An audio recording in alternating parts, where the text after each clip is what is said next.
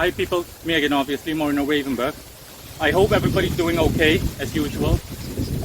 Yeah, as you can tell based on the header, I'm going to discuss talking to animals, specifically the notion. Now, before I continue, as always and as usual, anything interesting, including the article in which this video will be embedded, you can find it linked in the description of this video, as well as anything of interest or related at the end screen of this video.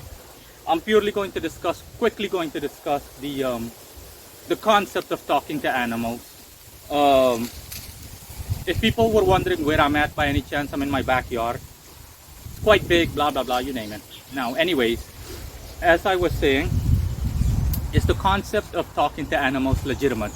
Because in, for example, grimoires like the Goetia and whatnot, primarily the Goetia, you've got several spirits mentioned, maybe like 3, 4, 5.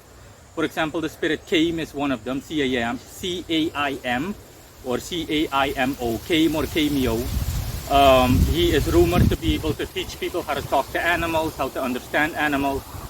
But I'm here to simply quickly tell you that, again, I'm not going to discuss the validity of that, of the Goetia. Consult the article. I'm here purely to discuss whether there is any merit to the concept of talking to animals. And the answer is yes and no. Yes, you can talk to animals, but no, in the sense that animals don't have a refined speech or language development the way human beings do. So when animals talk to each other, for example, regardless of what type of animal it is, but generally speaking, the largest animals, like similar to us, that fall within the same biological category of species, so mammals. So most mammals that aren't human beings, the best thing you can compare their speech to or their language to as a figure of speech or in a matter of speaking, it's like a child that's like 6 years old or 5 years old. You know, children usually they can only speak very few sentences, etc. They're limited in terms of verbal strength and vocabulary-based proficiency and whatnot. And it's the same thing with animals. So when you, for example, hear birds chirping or you see like dogs barking or wolves howling and stuff like that, the whole concept of what we as people understand as a language is for them limited. It's essentially limited to discussing basic foundational aspects that make up their existence in a material plane, at least. A simple example that I was making dinner earlier, and because the weather is so beautiful out today compared to other days, then there were a lot of birds and whatnot. You had a lot of birds outside my you had a lot of birds in a part of or portion of my backyard that is closest to my kitchen, and there is an eagle usually that likes to sit on the awning window that is always open in my kitchen. And usually that eagle, which is the case by default as I've come to understand for eagles, certain species of eagles or certain types of eagles, that they always have like smaller birds with them, like 2 or 3 that are always noisy almost always noisy. And I said to myself, let me just try to see if I can understand what they're saying by simply using clairaudience. Clairaudience simply means activating spiritual hearing. And I actually heard what they were thinking and what they were saying, which is one and the same thing for them essentially. Things from basic stuff that, like I said, makes up their existence, their daily lives, like food. They're outside because the weather is beautiful, exceptionally beautiful today. And one of them also said, for example, something to the extent of, hey, there's a human nearby, be careful. And then the other one said, no, don't worry, okay, just don't go too close near him. He's in an enclosure. So that's literally what I heard spiritually. So yeah, it is possible. You know, it's almost like a form of telepathy where thoughts are like transferred. That's what, for example, birds do when they chirp and when they make noise. The mistake that people make is that they're under the delusion, regardless of the reason, whether it's like pop media related or similar, that animals have some kind of, undoubtedly, movies like Planet of the Apes and stuff like that make people think that animals are similar to humans in terms of vocalization, in terms of language, in terms of lingo. the way they interact with each other is like a language, like French, Spanish, English, German, Italian, you name it. No. For animals, it's like cavemanish, honestly. Okay, the smaller the animal in general, I mean, you don't expect a mosquito to have a lot in the way of communication, or a worm or anything like that.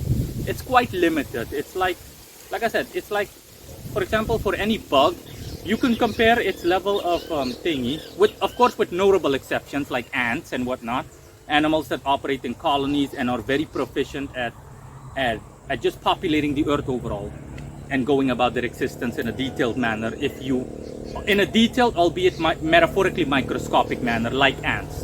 But generally speaking, don't expect a worm to have a lot in the way of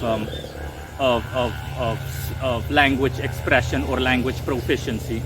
Essentially, it's going to be like talking to a 3-year-old child, like ugu, aga, dada, hungry, water, stuff like that. You can expect a limited amount of vocalization or language utilization.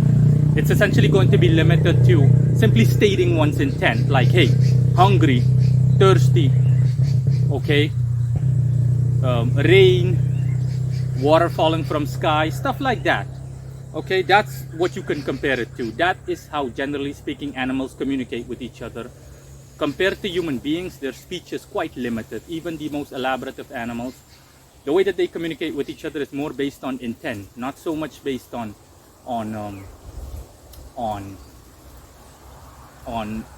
just plain verbal expression and advanced levels of language display, such as sarcasm, saying something and then meaning the others, oxymorons, paradoxes. No. There is no dictionary amongst birds or amongst lions where it's like, oh, okay, I need to look up what that word means. No. It's more a simplistic level of stating one's intent, as in, I want this, I want that, I'm going to sleep now, like simple stuff. And again, you don't need to utilize any kind of advanced esoteric or occult technique or ritual or work with a spirit that specializes in this, etc., etc. That's why the aforementioned spirits that I've mentioned in the Goetia that allegedly can make you do so, there is, honestly, generally speaking, little to nothing to it, or either that or it's too general. I can't remember exactly what I said because it was years ago since I evaluated the Goetia, but some of them are lunar, some of them are Venusian, if I'm not mistaken, and it just goes on.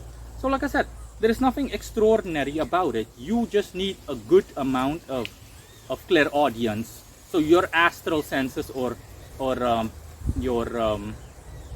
your occult faculties, so the ability to be able to see, hear, and interact with energy, spiritual energy, and or interpret it. It simply needs to be, let's just say, on a scale of 0 to 10, a level 6 would be enough.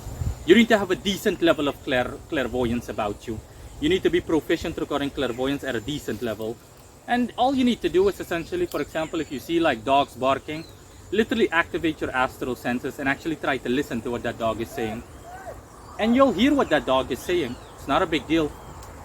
You'll hear what that dog is saying, but it's going to be pretty much like I already explained to you. It's going to be, by human standards, honestly, or compared to humans, a very simplistic expression of one's intent. Animals rarely show, even the most advanced animals compared to humans will rarely display some form of, some high-level form of vocabularistic fluency, okay, at an advanced level, like, for example, like what I mentioned earlier, like sarcasm or stuff like that. I mean, on rare occasions, animals are capable of doing that, but it's definitely not something that is common compared to human beings. But, you know, that's why we're number one. That's why we're at the top of the food chain. That is all. Let me know if you've got any questions, and until next time, bye guys.